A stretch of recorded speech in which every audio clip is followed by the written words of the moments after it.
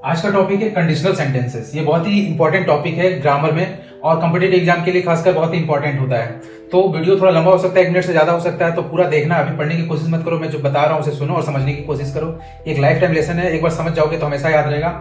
और मैं गारंटी के साथ कह सकता हूँ कि कोई भी कॉम्पिटेटिव एग्जाम हो, तुम 100% एक्यूरेसी के साथ सारे क्वेश्चन अटेम्प्ट कर पाओगे। तो चलो शुरू करते हैं, देखते हैं कंडीशनल सेंटेंस क्या होता है। कंडीशनल सेंटेंस सोच a condition and it's result. उसमें एक कंडीशन होता है, एक रिजल्ट होता है, मतलब शर्त और परिणाम दोनों होता है। मतलब अगर ये होगा तो वो होगा ही। जीरो कंडीशनल, इसमें 4 कंडीशनल होते हैं। ये चारों समझ जाओगे तो समझो आधी ग्रामर तुम्हारी जेब में होगी। तो जीरो कंडीशन क्या हो गया? फैक्ट्स और यूनिवर्सल ट्रूथ के लिए। फैक्ट जो सच है, यूनिवर्सल ट्रूथ जिसे बदला ना जा सके। इसका स्ट्रक्चर हो गया if plus present comma present. यहाँ प्रेजेंट मतलब प्रेजेंट टेंस। तो एग्जांपल से समझते हैं, if you heat ice it melts.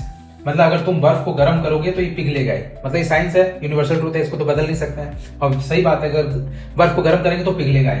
तो ये हो गया जीरो कंडीशनल। फिर आता है फर्स्ट कंडीशनल। वो क्या है? Real future possibility. मतलब ऐसी सिचुएशन जो फ्यूचर में एक्चुअली हो सकता है। इसका स्ट्रक्चर क्या है? If plus present comma will plus verb का फर्स्ट फॉर्म। एग्जांपल से समझते हैं, if it rains I will stay home. अगर बारिश होगी तो मैं घर पर रहूंगा। प्रैक्टिकल लाइफ वाली बात है, बारिश होने की चांसेस हो सकती है, काले बादल है तो हो सकती है। अगर बारिश हुई तो मैं घर पर रहूंगा। तो ये हो गया फर्स्ट कंडीशनल, एक रियल फ्यूचर पॉसिबिलिटी है। देखो ये जो कॉमा में मैं लिख रहा हूँ, साइंटिफिक प्रैक्टिकल लाइफ वाली बात, ये आपको समझने के लिए, याद रखने के लिए है।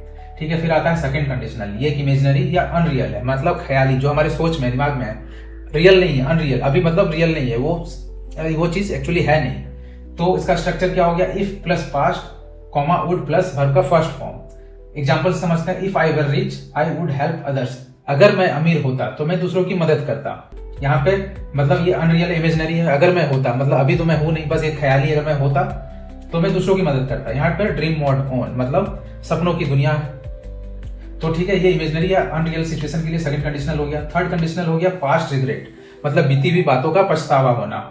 इसका स्ट्रक्चर क्या हो गया? If plus past perfect comma would have plus verb का थर्ड फॉर्म।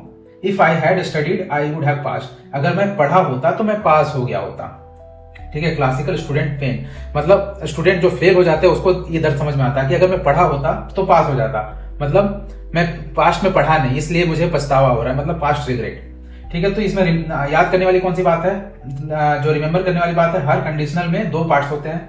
इफ क्लाउज जो कि कंडीशन होता है, प्लस मेन क्लाउज जो कि रिजल्ट होता है। अगर वीडियो अच्छी लगी है तो लाइक करो, शेयर करो, इस चैनल को सब्सक्राइब करो। Thank you.